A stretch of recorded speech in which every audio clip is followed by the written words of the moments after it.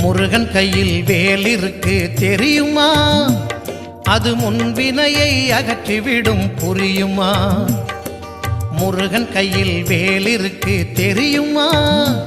அது முன்வினையை அகற்றிவிடும் புரியுமா?